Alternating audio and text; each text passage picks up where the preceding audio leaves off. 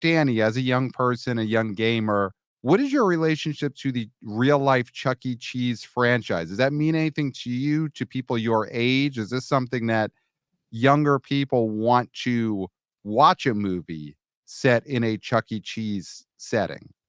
Yeah, Chuck E. Cheese and a Chuck E. Cheese parody to Five Nights at Freddy's is a good concept for the whole series. It's like a good idea to put a supernatural type of like moment, or sorry, man, I'm just spilling beans. I'm just trying to say what's coming in my head, but Spill those you know what I beans. mean. Like you're here to Yeah. spill beans on the air with the BO Boys. yeah, They can yeah, be baked yeah. or half baked. Spill the beans. Doesn't matter.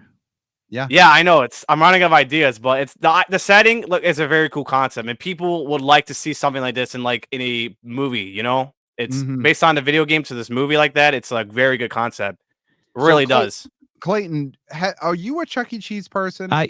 It just proves that you listen a good amount of the time, I will say, but you don't listen all the time, because I told you a traumatic story about when I went to Chuck E. Cheese as a kid, and the mouse, Chuck E. Cheese, Chuck E. himself, went to hug me, poked me in the eye with his thumb. Right. I think it's so traumatic. I tried to forget. That is traumatic. How do you think I feel? I've lived with this trauma my whole life now.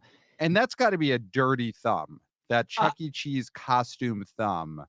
It's one of those things where it's too big to wash one of those costumes, so they just go years and years without ever touching soap and water.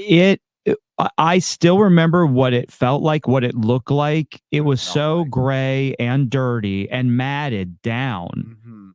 And I mean, I would rather use a Times Square Elmo costume as a bath towel. Okay. Than have been touched at all, let alone poked in the eye by this Chuck E. Cheese costume from a Chuck E. Cheese outside of Pittsburgh, in the suburbs of it. Not even a metropolitan Pittsburgh Chuck E. Cheese. Right. This was Booney's Chuck E. Cheese. Yeah. There's no health inspectors visiting that Chuck E. Cheese looking at that costume. No. Thumb. No. This guy got out of that costume and then got into his barrel. Yes. That was his home and his walking around clothes. Yep. That's what we're talking about. And his bathroom. And his bath. It's everything. That barrel's everything to that man in the mouse costume who poked you in the eye. Did you ever go to a Chuck E. Cheese again after that incident? Never. In fact, we almost were going to go in high school as a goof.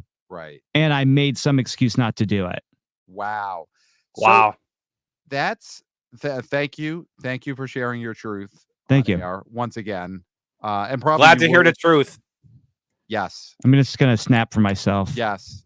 You earned that snap. Danny, now thank you, Danny. I'll also snap. Thank you. There we go. So that's the thing with Chuck E. Cheese as a setting, is so many people of all ages do probably have traumatic, horrible experiences with whether it's a character touching them inappropriately, whether it's something happening in the ball pit, whether it is just the pizza itself, which is very bad. Yeah. Very bad pizza. So everyone has these sense memories of a horrible Chuck E. Cheese experience. That's what you want out of a horror film. Yeah. You want to go somewhere that you're pre-scared of. Danny was so scared of Chuck E. Cheese that he never went to one, and he couldn't play the game. Actually, I wasn't afraid of Chuck E. Cheese, but the last time I've been there was since 2019. That's the last time I've been to Chuck E. Cheese, but I'm not like traumatized or anything. But okay, I can sense that to some people, and Clayton told us a very good truth about that. That's something people will love to see, and people that have been through will like to see it.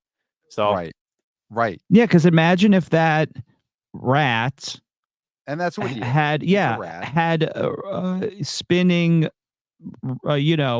saw blades coming out of its tummy, or its mouth, usually, or its mouth. Its mouth. Absolutely.